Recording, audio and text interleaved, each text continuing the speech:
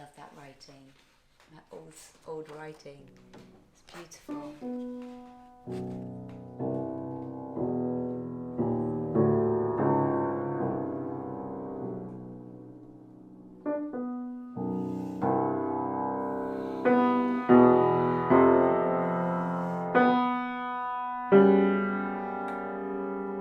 She puts such pains with her, even the way she's marked all the specifics of her metronome markings and the detail of the voicing that she's marked everything in, these kind of details. It's very precise, and even just her pedaling the way with the dot, the accent, and she knows exactly this long pedal and then these very short pedals. So she understands the overtones, but obviously if she's written a study for the pedal, something that she's very much interested in is the resonance.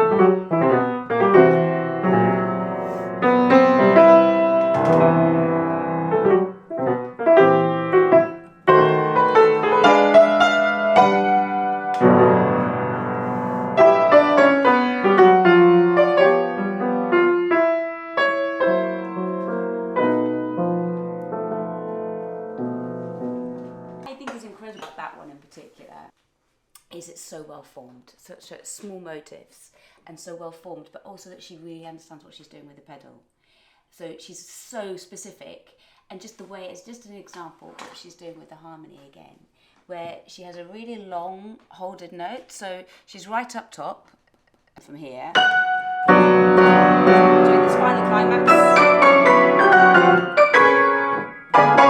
and then again she does her ninth, and then she leaves it, and then just you've got the clash, and then she releases it slowly. So you have this with this, and then it dissolves over the 3 bars to eventually just that final F sharp, which of course is the next third of this chord. That's what's amazing. That you can see that she's really thinking as a pianist. Her writing is so pianistic. And then this, when I was first learning this, I had to really start. I've got quite small hands. So for instance, when you water, these are beautiful. They're so beautiful to play as well. Again, that chord is where you have to play it in a completely, I had to find a new hand shape. So that's why I was really curious to how watching her in that small video clip, you could see that she's really stretched her hands, but like you said, she was very small and diminutive, and yet she must have had that shape. There's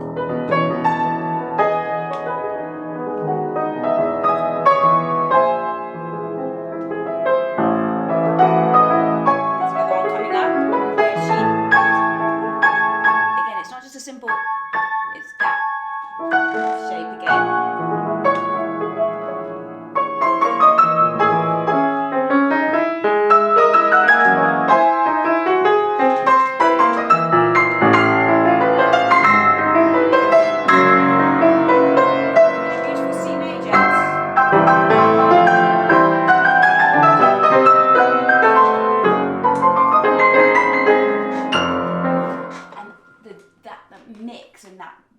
Beautiful climax in the major, and then this.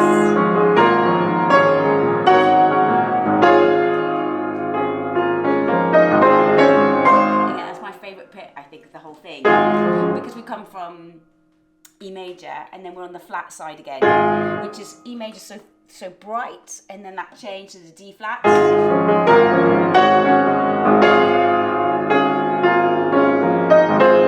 again, one of those squashed chords.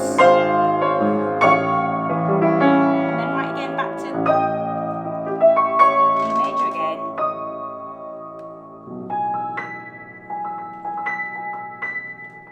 So this is one of her students. She's got a smile on her face, so she's obviously a patient, kindly teacher. The harshest thing she would say is that this place wasn't that nice. I'm the opposite in my teaching. I am not so patient. I like that. This place wasn't so nice. You get the impression that she's not necessarily in a specifically religious way, but in a very much nature, spiritual way, connecting with the elements and that. And as I said, the fact that she's already exploring Tagore, the Indian philosopher and poet, which takes time. It's curiosity. So she's obviously got a curious mind, and to have also just that time to write poetry at the same time as composing. That's quite special. The third prelude, I can connect with more, and it's because I think that drama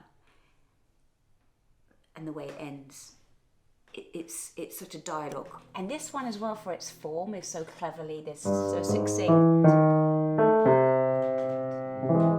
The theme, but just a hint of danger. Nothing's quite right. And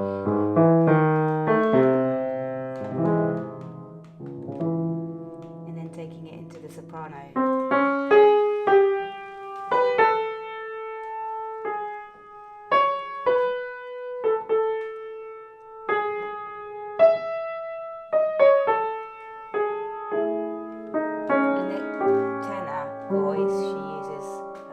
Fantastic, the contrapoint.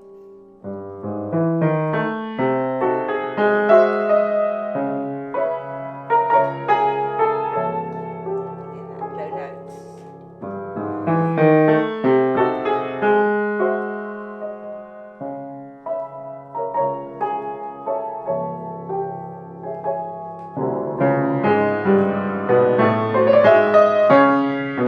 Like a rumble of thunder.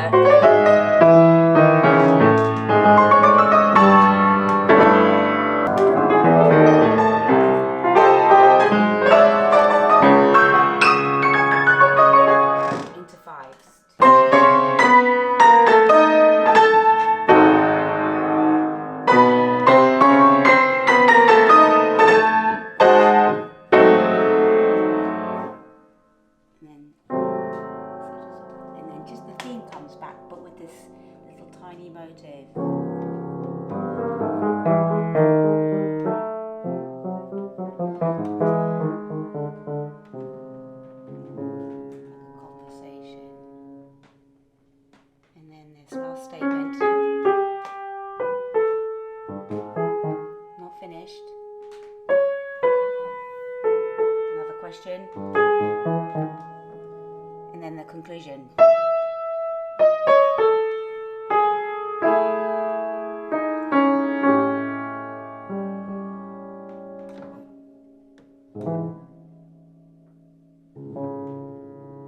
It's very rhetorical in its language. It's like this kind of discussion, but this struggle you can hear in her music as well. I mean, one of her songs was called Hard Times. And yet then you have this kind of triumphant ending to the prelude, this and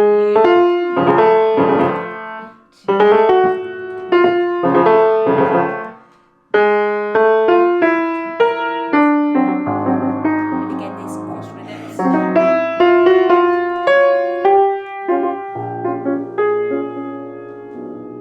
changes.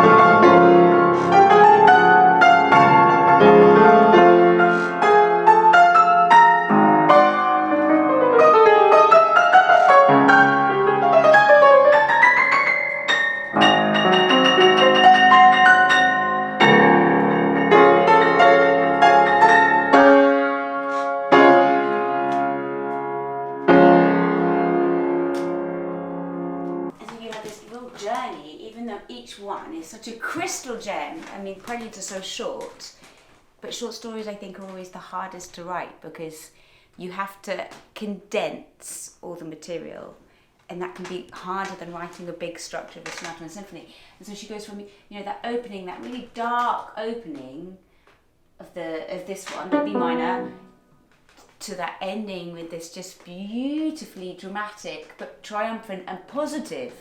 From all of that range of emotion is quite astounding.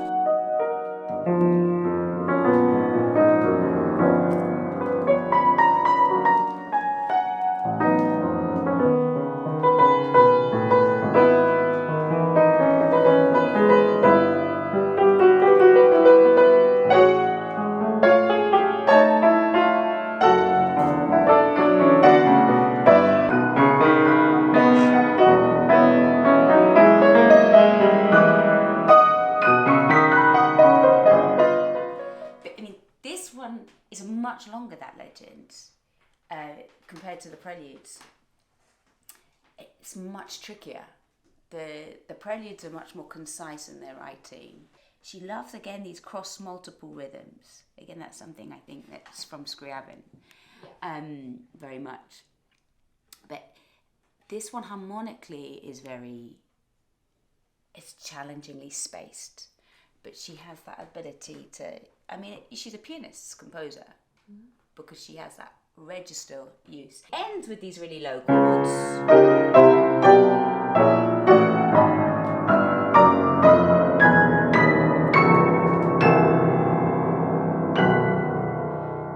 Which is right, the extremes, the outer extremes. But, I mean, I was reading about that she wrote this opera about the silver bird, because you can hear this song of it. There's fragments of birds in there. Wow. But so this has been performed now, or this hasn't been performed? I mean, there can't be that many operas in Latvian, right? In the national language. There aren't, definitely.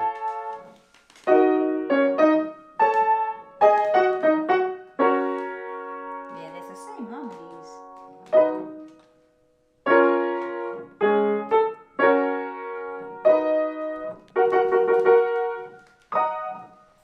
She loves those harmonies and the same patterns, the same rhythmic patterns.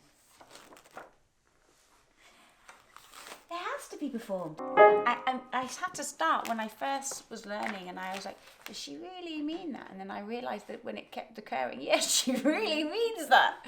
She wants that chord. She wants those clashes. This. Where is it? There's one piece. It's this one, The Wolf and the Birds, where she has this really low bass again, and then this top.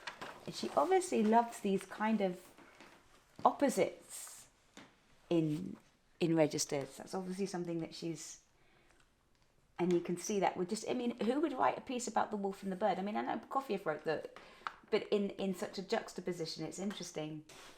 I love this outfit she's wearing though. This 1920s kind of style. That's an crazy and enormous amount of flowers. And there she is. In this place. That's so many flowers. I think you can't perform any piece of music. You can't be a performer without bringing your own personality into it. But I think it's my job to understand also what the composer is writing about and what concerns them.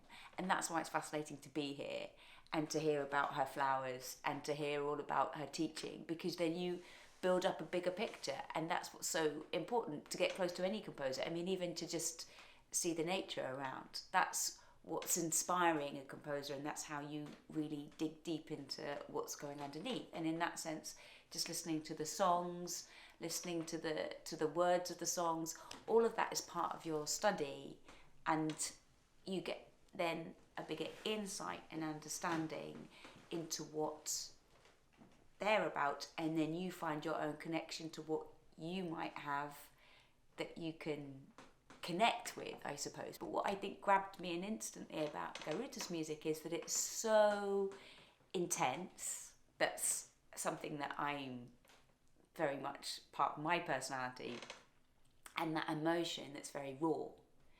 but at the same time, it's not. It's crafted, but you can hear in a way that she found her own way into the piano, because it doesn't come from that place of order. And not that there isn't order, I'm not saying that there's no order, but I think when somebody learns by ear and they learn by instinct, you get a very open emotion, and it's a very spontaneous kind of emotion. And I think that's what I find really appealing in her music.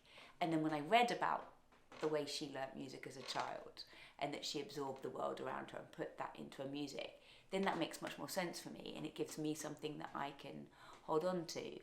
And that's what essentially I'm interested in. I'm not interested in always performing composers that I can appreciate the music, but I have to have a heartfelt connection. You're channeling something through an age. Music is not bound by time, but at the same time it carries a message of the era and a message of the time. Does that make sense? I don't know if that makes sense. There's always a reason for why a composer writes the sound, but that's what's interesting to hear and to see, especially when you also hear the piano that they're working on, because this is a very rich piano and it's got a beautiful sonority. So that's my job in a way as a pianist, is to try to achieve what she wants to hear the way she wants to hear it, but still obviously in my way, but I then have to balance accordingly. And that takes time. That takes time to read a score and to get comfortable, and that's what's essentially interesting, isn't it? When you find those chords and you're thinking, why did she write that? And then you're understanding, okay, there is a reason for that. Often she's putting the melody in the alto voice. It's not always in the top voice. She hides it when it's in the top even. And that has a way of adding another darker quality to the sound, I think. Because quite often her top is very textural sounding, which is very unusual actually. A lot of pianists tend to always, let's put a melody on top and then we'll thicken it up with chords. But hers, and that's why it's not so easy always to play, to get that counterpoint through. And you can hear that in her songs. When I was listening to that Sacred Love album, you can hear in her songs that the pianist has another role entirely than the song, than the actual lyrical line. It's not just filling up harmony, she's using it as a textural device, which is something also that's connected to obviously that French school of thinking that she studied in France, but also Scriabin, that passion she had for Scriabin. And what's interesting is the more you look, the more you see. And that's something also it's not transparent. It's not so obvious, and that's nice to discover. That's with her sister. She's got a moody look there, you see. But I suppose that's the stylised period of the time, isn't it, where you do... But yeah, it can't have been an easy life. You can see pain on her, like a serious child.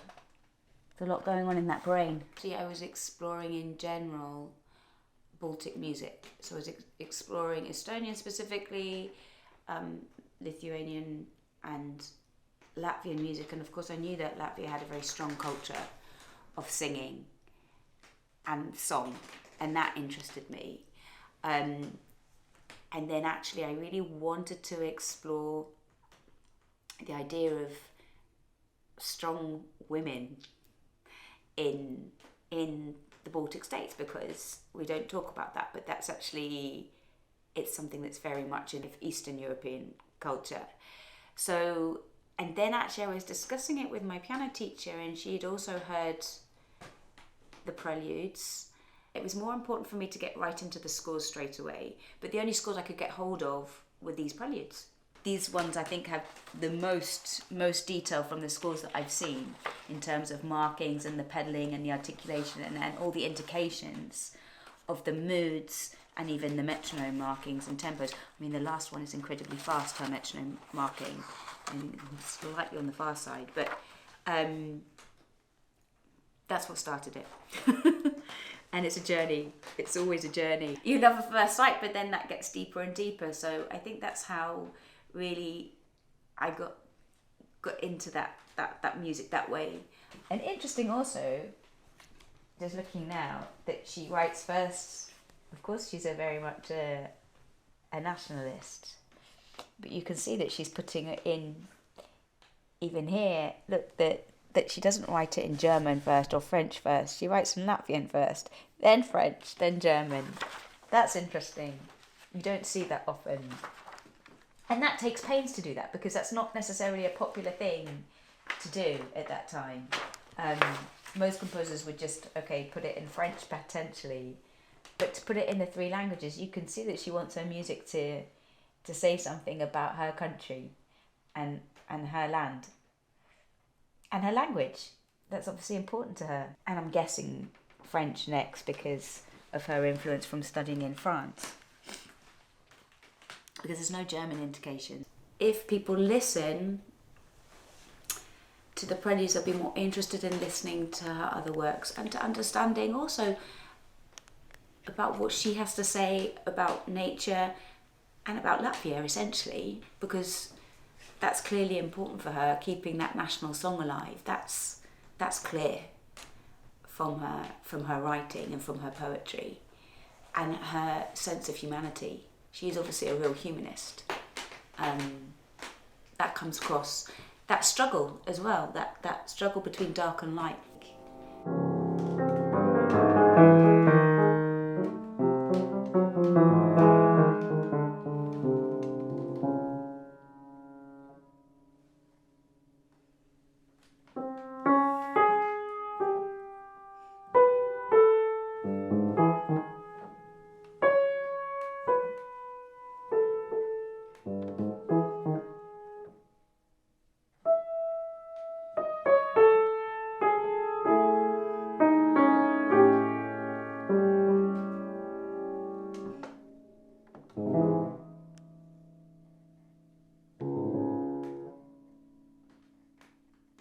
But what a beautiful way of providing resistance other than music. That's sort of the premise of the album.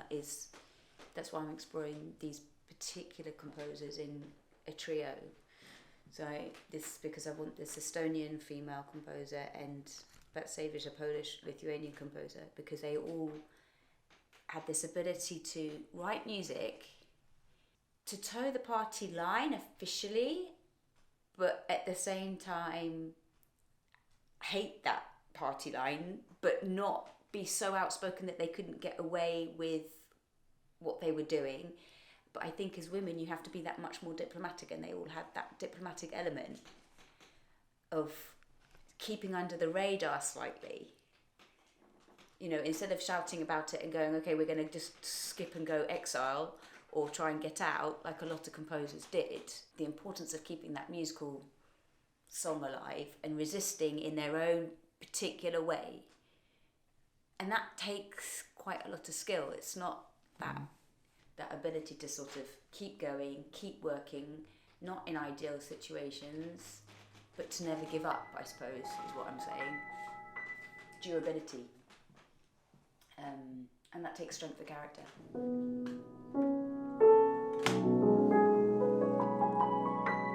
Like the bird.